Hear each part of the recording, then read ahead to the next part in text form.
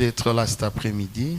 Tunamshukuru Mungu kwa kuwa magharibi ya leo hapa pour partager sa parole. Kugawanya neno lake. Cette parole qui fait de nous ce que nous sommes. Neno ambayo inatufanya kisi tulivyo. Cette parole qui nous a transformés. Neno ambayo ilitubadilisha. Qui a fait de nous des personnes acceptables. Ikatufanya tuwe watu ambao wakubaliwa. Et il est toujours utile de la partager. Na inakuwa tu ya lazima kuigawanya neno. Amen. Amen. Nous allons essayer d'aller un peu rapidement. Tutajaribu kwenda kwa haraka. On va essayer de courir, c'est pas si facile mais nous allons quand même essayer. Baina rahisi lakini tutapima. Nous avons 10 choses à partager cet après-midi. Magharibi ya leo kuna vitu 10 ambavyo tutagawanya. Nous avons parlé de la conservation de l'unité de l'église. Nous avions parlé de la conservation de l'unité. Dieu veut que nous soyons unis. Non seulement que nous soyons ensemble, mais que nous soyons unis. Nous avons parlé de certaines choses dimanche, mais je ne saurais plus revenir là-dessus à cause du temps. Tulisema hiyo siku vitu fulani ambavyo hatutarudilia tena leo juu ya wakati. Aujourd'hui nous parlons des choses qui brisent l'unité. Leo tutasema juu ya vitu ambavyo vinavunja umoja. Nous allons parler de 10 choses vitu 10 qui brisent l'unité ambavyo vinavunja umoja. Ou nous pouvons aussi dire au tunaweza kusema 10 péchés zambi 10 que nous négligeons parfois. Yenyewe tunasarawaka que nous trouvons un peu simple, mais qui sont un obstacle à l'unité. Première chose, ne pas lire et étudier la Bible.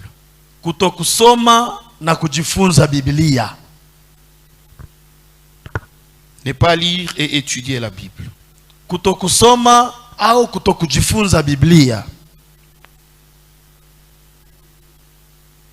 Au commencement était la parole. Et la parole était avec Dieu. Et la parole était Dieu. Et tout a été créé par elle.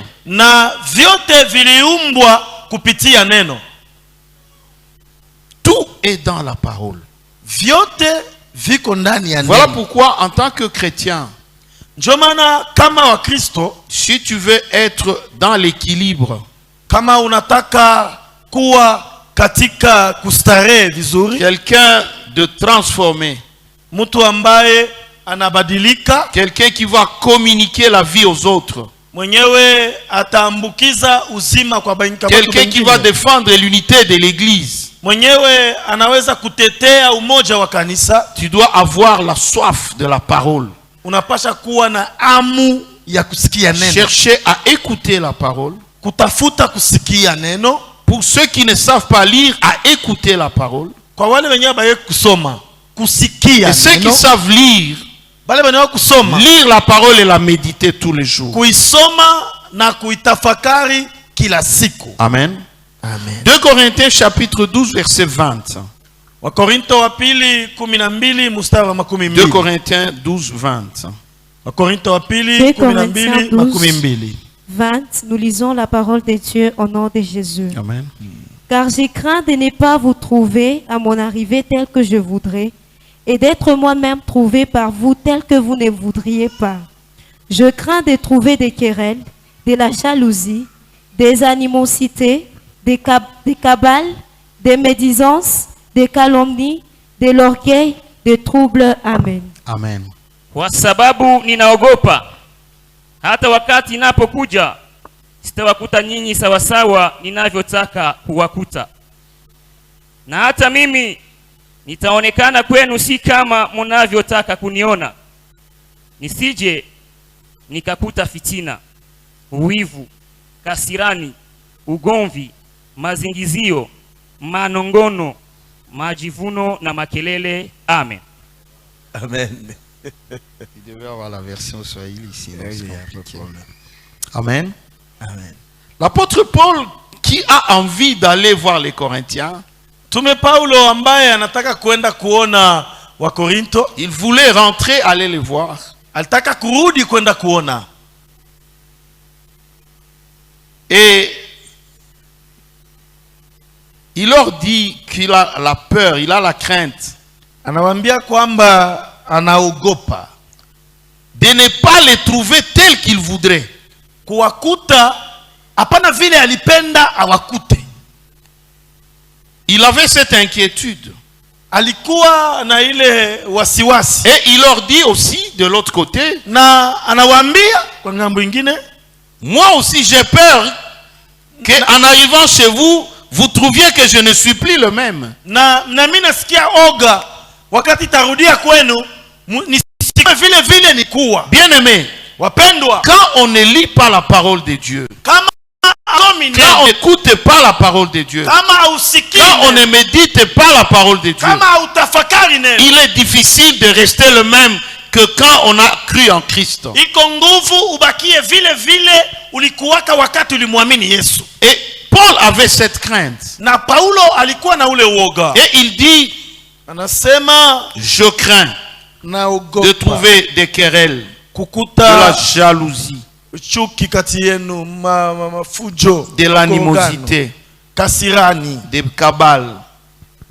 magongano, des médisances, kusemeana bibaya, des calomnies, kushimangana, de l'orgueil kiburi et des troubles. na mavurugo. Amen. Amen. Deuxième chose que nous allons dire, Kitu kia pili ambacho tutasema qui brise l'unité, ambacho kinavunja c'est la jalousie. ni wivu.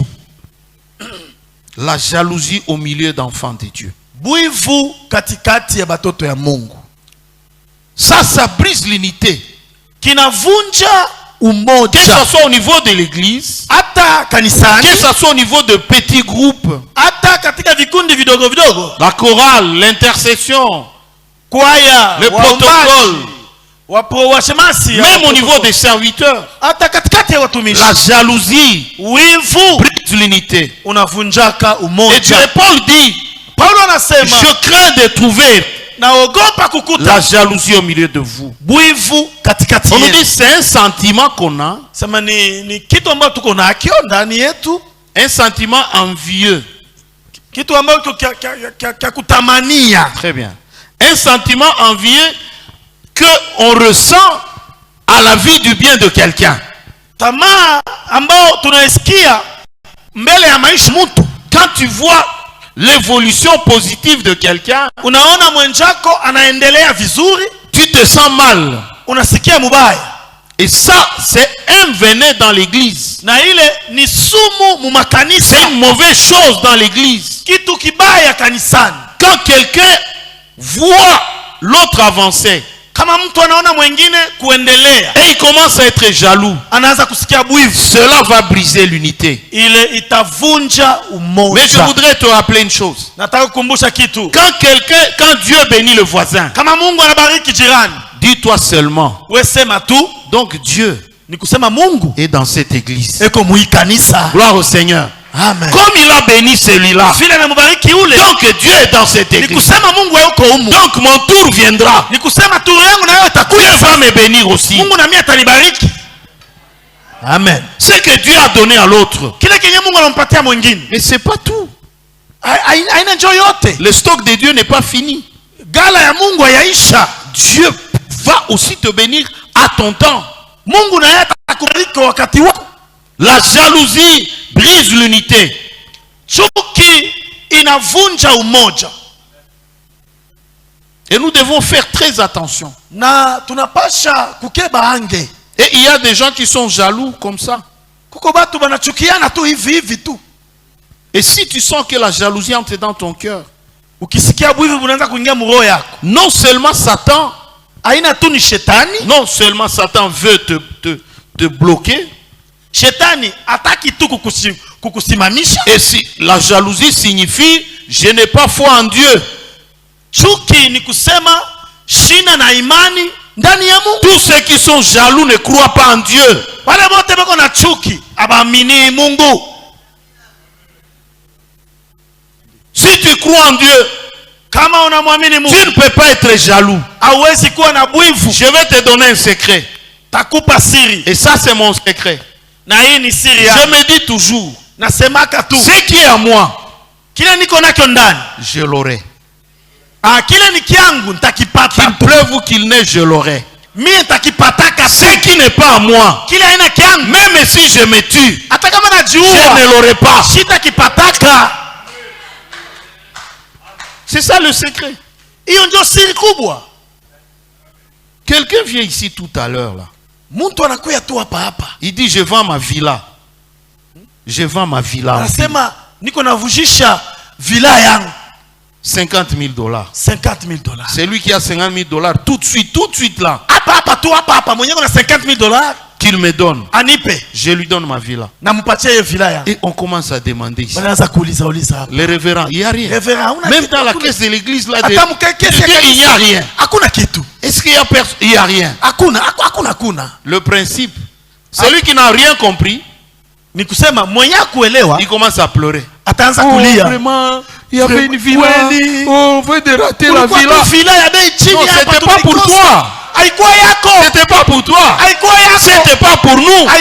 Si c'était pour nous, nous allions trouver les $50,000. Nous n'allions pas les manquer ici. Les révérends pouvaient même nous dire, quelqu'un est venu déposer $50,000 que je vais lui remettre. Et nous on va lui dire, non, comprenne d'abord. On va vendre la villa. On va récupérer. Et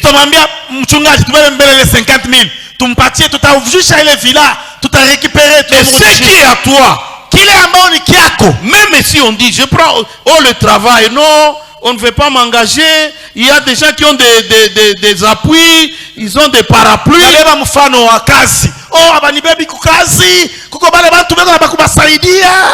Ils ont des parapluies. Mais nous avons les parapluies des parapluies. Si c'est ton travail, tu l'auras. Gloire au Seigneur. Alors il faut éviter la jalousie. Dans Nombre chapitre 12 verset 1 à 2. Écrivez seulement Nombre 12 1 à 2. C'est l'histoire de Aaron et de leur sœur Myriam. Ils ont été à un moment donné jaloux de leur frère. Ils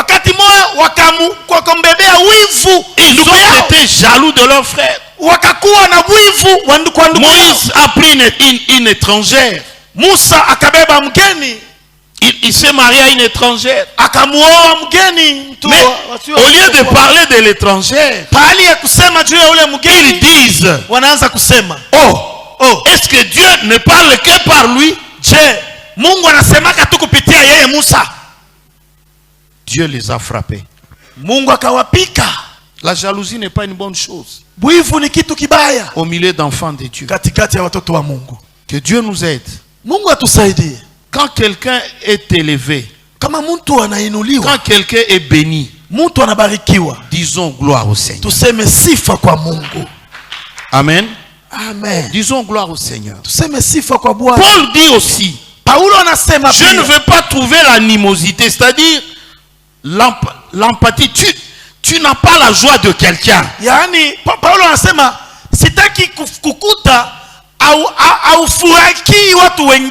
a des gens qui sont dans l'église, mais ils ne sont pas dans la joie pour tout le monde. Mais pourquoi tu es avec l'autre comme ça? Non, quand je le vois, je ne sens pas la joie. Je ne comprends pas. Vous devez comprendre que ça c'est le plan du diable. Nous sommes appelés à être contents par rapport à tout le monde. Nous sommes des enfants d'un même père.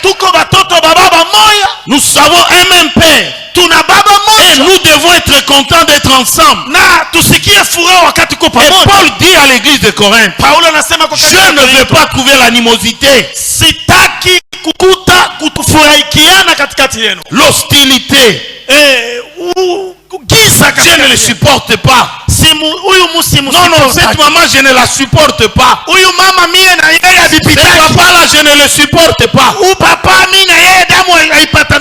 Et si Jésus dit qu'il ne te supporte pas, tu feras quoi? Tu feras quoi? C'est pour ça qu'il dit, supportez-vous les uns les autres. Pardonnez-vous les uns les autres. C'est pour briser ces choses qui détruisent l'unité dans l'église. Quatrième chose, les cabales dans l'église. Il dit, je ne veux pas trouver les cabales chez vous. Je ne veux pas trouver ça. C'est ce que Paul écrit à l'église. Je crains de trouver les cabales. Des gens qui font des choses en secret contre quelqu'un d'autre. Vous savez, un chrétien qui dit, je l'ai piégé. Je l'ai piégé. Un chrétien qui piège un autre, il n'a rien compris. Qu'est-ce qu'il est? Un chrétien ne peut pas piéger un autre. Un serviteur de Dieu ne peut pas piéger un autre. Non, j'ai posé cette question là, je l'ai piégé. Paul dit, je ne veux pas trouver ces choses. J'ai craint de trouver ça. Que Dieu nous aide. Amen. Soyons honnêtes. Soyons ouverts. Soyons sincères. Ne faisons rien de secret pour les autres. Nous voulons piéger d'autres personnes par derrière. Un chrétien, la Bible dit que ton oui soit oui et que ton non soit non. Cinquième chose, la médisance. La médisance. Je vais parler de la médisance et de la calomnie au même moment.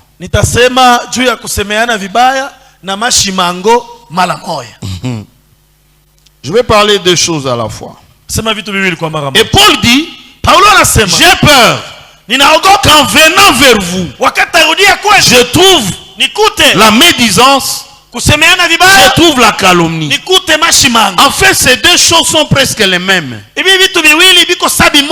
il y a une différence. La médisance, vous dites des choses vraies. C'est des choses vraies. Mais ton intention, c'est de détruire la réputation de l'autre. C'est vrai ce que vous dites.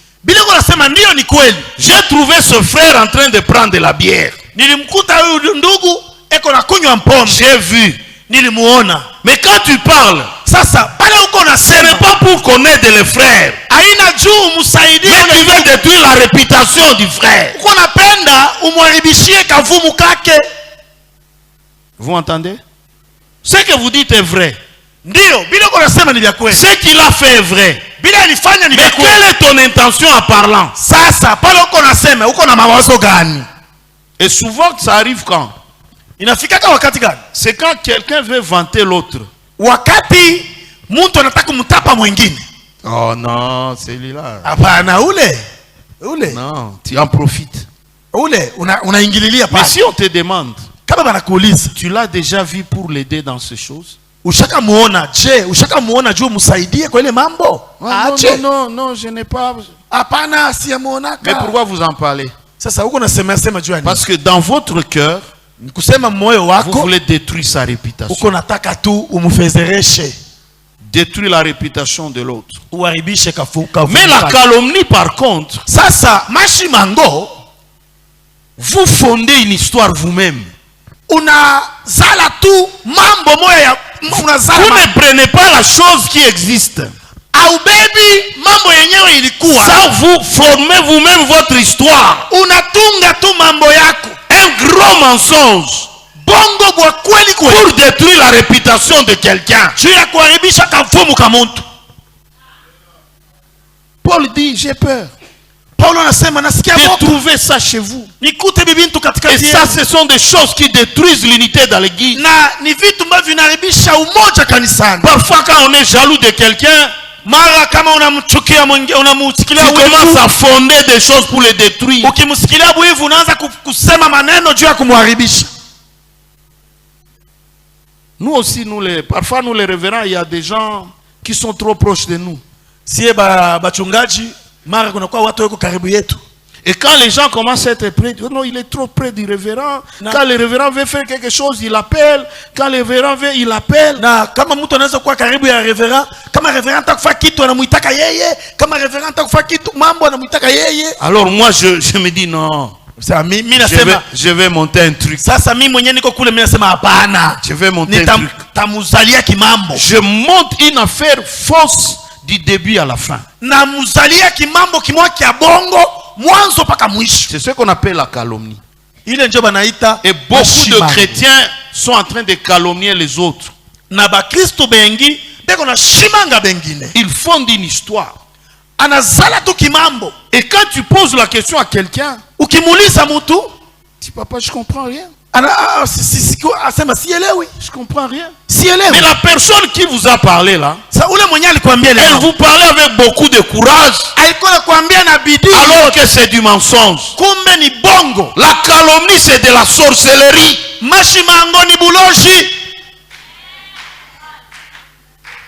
Quelqu'un qui calomnie, c'est un sorcier. Même si peut-être il ne saute pas la nuit. Mais vous fondez une histoire pour détruire quelqu'un. Je pense que vous avez déjà entendu comment des gens ont monté des filles pour aller calomnier des serviteurs de Dieu, pour détruire la réputation. Détruire la réputation. Et plus tard, quand Dieu s'élève, la vérité va sortir. Même si tu calomnies, un jour la vérité sortira. Parce que Dieu défend les justes. Vous savez comment Étienne est mort? On a monté une affaire, un mensonge. On dit il a blasphémé contre Dieu. Et il est digne de mort. Alors qu'Étienne n'a rien fait. On a lapidé Étienne. Mais laisse-moi te dire. Tu peux te dire, mais comment Dieu l'a laissé qu'on l'ait lapidé comme ça? La Bible dit, pendant qu'on lapidait Étienne,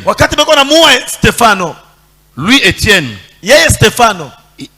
il n'entendait pas les coups des pierres. Lui il voyait le ciel ouvert, il voyait la gloire du Fils de Dieu. Gloire au Seigneur. Amen. Dieu défend les justes. Mais la calomnie est une mauvaise chose dans l'église. Vous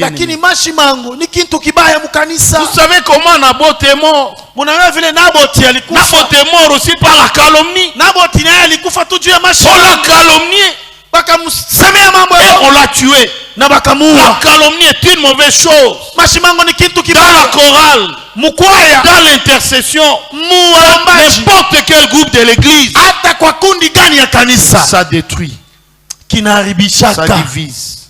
Que Dieu nous aide. Amen. Gloire au Seigneur. Je disais, ça c'était la 5e et la 6e chose. La médisance, 5e chose. La calomnie, 6e chose. Kusemea vibaya kitu kia tano na mashimango kitu kia sita. Il me reste 6 minutes. 7e chose, l'orgueil.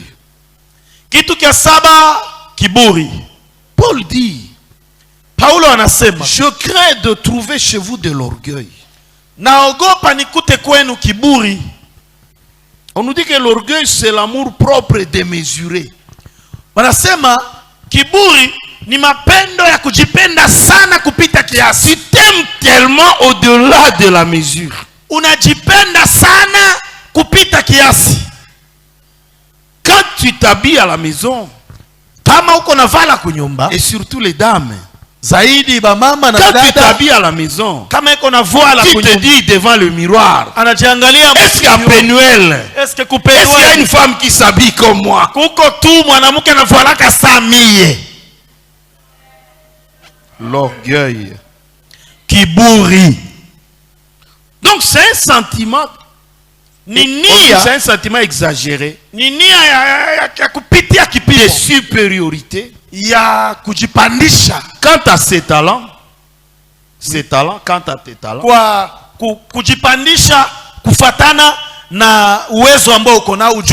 les talents que Dieu t'a donnés, qui chante mieux dans cette église que moi? Qui? Je suis moi qui chante comme moi? Bien-aimé, Dieu t'a donné un talent pour le bien de tous. Dieu nous donne le don pour le bien de nous tous. Dieu ne nous donne pas le talent et le don pour que nous puissions nous enorgueillir. Et quand l'orgueil entre dans un groupe ou dans une église, la division est là, la séparation est là, l'unité va être brisée. Il y en a qui ont l'orgueil à cause de leur beauté. Leur beauté. Je suis tellement belle ici qui vraiment un frère de l'église vient, sœur. Frère, est-ce que tu t'es regardé et tu m'as regardé? Frère,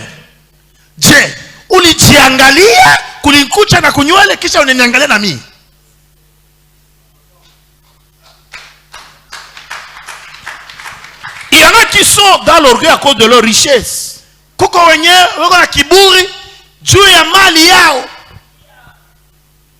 D'autres à cause de leur rang. L'orgueil aussi, c'est une façon de mépriser les autres. Tu méprises les autres. Laisse-moi te dire, Dieu te bénit pour que tu sois une bénédiction pour les autres. C'est pas pour mépriser les autres. Pour que tu fasses la joie des autres. Que Dieu nous aide. L'orgueil, c'est la manière de se mettre haut, de se voir haut. Kiburi ni ali ya kujiona wenjo wa yulu. Élevé. Wenjo uko yulu. L'orgueil détruit. Kiburi kinaua. Amen. 2 Chroniques chapitre 18 verset 23. Mambo ya siku wa pili, écrivez sura 18. 2 Chroniques 18 23. Mambo ya siku wa pili, sura 18. Deux rois devraient aller à la guerre. Le roi Akab est allé chercher le roi Josaphat. Wafalme wa pili walitaka kwenda kwenye vita. Mfalme Akabu akaenda kumtafuta mfalme Yosafat. Et Josaphat va lui dire, mais avant d'aller à la guerre, na Yosafat akamwambia mbele twende vitani. Est-ce qu'il n'y a pas un homme de Dieu ici par qui nous pouvons consulter Dieu? Je, hakuna mtu wa Mungu hapa ambaye tunaweza kwenda kumuona Mungu? Et le roi dit non, il y a quelqu'un, il y a Michel, mais lui il est toujours contre moi.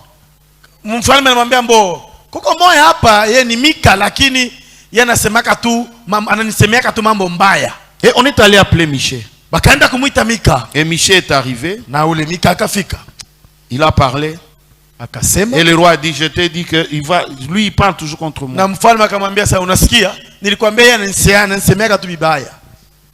Et pendant que Michel montrait que il faut pas aller à cette guerre là, vous allez échouer. Na Mika alikuwa anasema musiende mukapigane vita mutashindwa. Un faux prophète, nabii wa bongo, orgueilleux, wa kiburi, il s'est approché de Michel, akamkaribia Mika, il a giflé Michel. Bakamupika mikalupi. Écoutez ce qu'il dit. Sikia sa vile alisema. L'homme de l'orgueil. Mutu wa kiburi. Il dit depuis quand? Asema tangu wakati gani? L'esprit de Dieu, Roho wa Mungu a quitté chez moi. ananitoka mie. M'a quitté moi.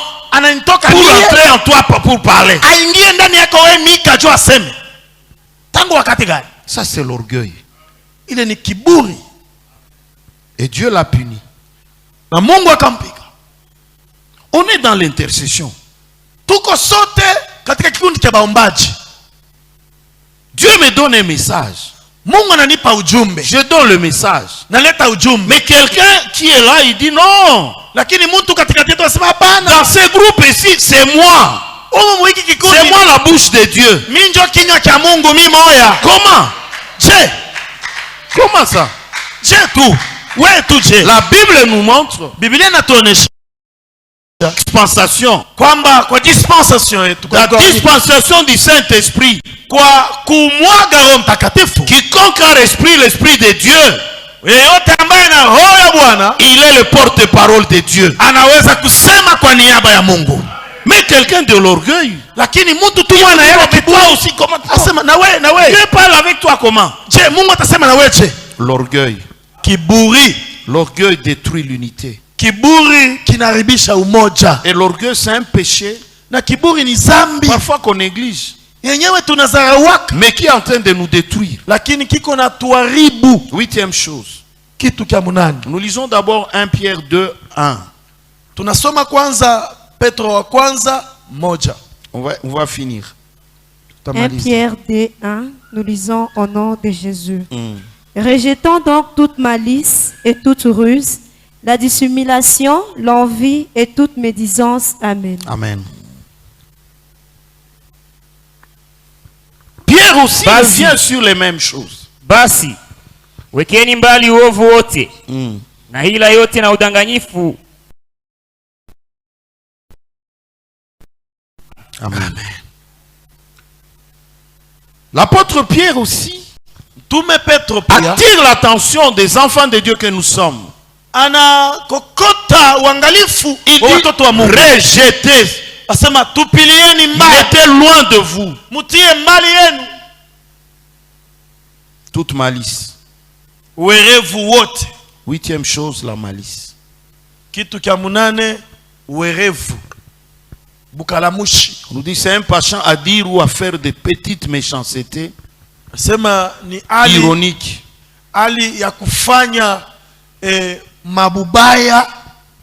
D'une manière ironique. Des taquineries. Des moqueries. Amen. Oh, frère. Ndugu. Ah, tu ne bois plus, hein? Oh, moi? Mie? Moi, je ne bois pas. Il est dit quand? Il est dit le pasteur est là. Anasema ile saa mchungaji yako pale. Ndio kuna kuambia. Moi? Mie? Oh, frère. Frère, ndugu. Après, le révérend part. Kisha mchungaji kwenda. Frère, pourquoi tu as dit ça? Ulisema vile non, j'ai blagué. Nilikuwa famisa. J'ai blagué, frère. Nilikuwa famisa ndugu. Pierre dit, Petro anasema pas des choses comme ça chez vous. Hapana vitu vya vile kwenu. Ce genre de blague, ile mamisa ya genre de moquerie, ile ma kuchekeleana kwa vile ça détruit la communion. Binaribisha umoja. Tu vois quelqu'un, il voit une sœur. Unaona mtu anamwona dada moja. Oh sœur, dada, toi tu n'as jamais abandonné cette mauvaise vie. Wewe achaka ile maisha mbaya yako baya. Moi, mie je connais pas ça. Maisha mbaya gani? Après il a le courage de dire non, j'ai blagué. Kisha eko tu na nguvu ya kusema nilikuwa famisa. Mais quand tu dis ça, moi, à qui tu as dit ça? Sasa pale unasema mimi mwenyewe uliniambia vile. Je pars avec la joie. Taenda na furaha. Je suis content de toi. Takufurahikia. Tu viens de créer une fissure entre toi et moi. Unaweka mpaka katikati yangu na wewe. Et la parole de Dieu dit rejetez ces choses. Neno la Mungu inasema 9e. Kakenda. Il dit anasema la ruse, la Des gens qui agissent. Comment je vais expliquer ça, mon Dieu? Donc, tu agis de façon trompeuse.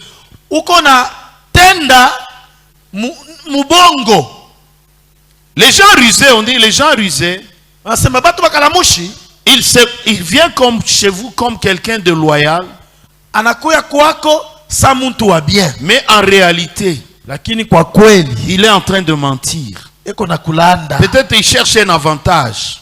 Il veut atteindre quelque chose. Un chrétien ne doit pas être rusé. Il ne faut pas utiliser des moyens trompeurs pour atteindre un objectif. On ne peut pas être béni par le mensonge, par la tricherie. Et quand moi j'apprends que tu as utilisé la ruse pour m'avoir, qu'est-ce que tu as créé? La fissure. Que Dieu nous pardonne. Nous terminons par la dissimulation. C'est ce que la parole de Dieu dit. Parce que nous avons déjà parlé de l'envie, de la médisance, on a parlé de ça. Dixième chose, la dissimulation. La dissimulation, c'est quoi? Ce n'est pas laisser paraître ses sentiments. Vous cachez ce que vous êtes. Vous cachez vos sentiments. C'est de la dissimulation. Et beaucoup de chrétiens agissent par dissimulation.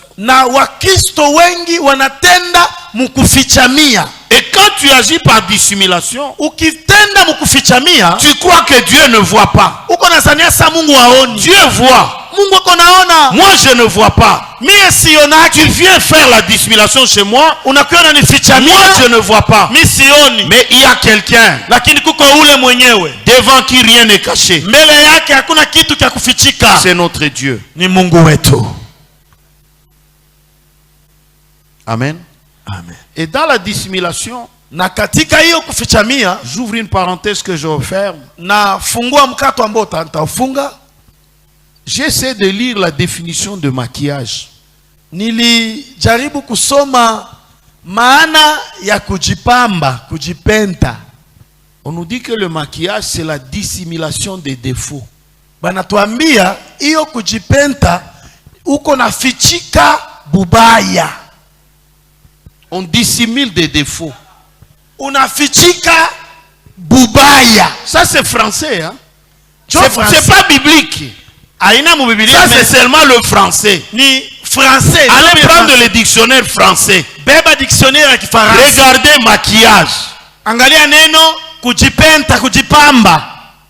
Un garçon s'est marié en Afrique du Sud. Kiana moya akaoa en Afrique du Sud. Il voyait toujours quand il allait chez la femme, il a trouvé telle qu'elle a trouvé. Kila mara akienda kwa mchumba wake anamukuta vile. Les jours du mariage, ils se sont mariés telle qu'elle était. Siku ya ndoa bakaoana paka vile vile. Le matin du mariage, asubuhi ya pale banalamuka, la femme quitte la salle de bain. Da bibi anatoka kuoka maji. Et le garçon le trouve en face. Kiana namuona sasa sura. Toi c'est qui? Ouais, ni nani? Comment tu te retrouves ici? Unafika wa mche. Oh mais c'est moi. Singa bibi yako. Dis non non non. Aina wewe? Non non. Apana. Non non. Aina wewe? Non.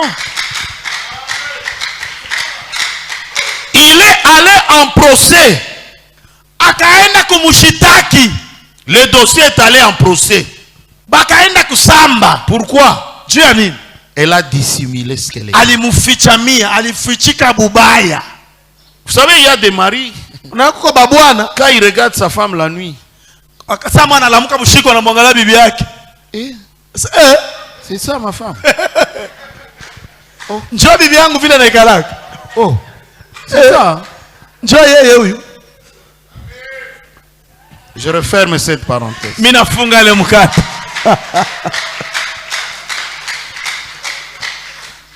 Pierre dit, évitez la dissimulation.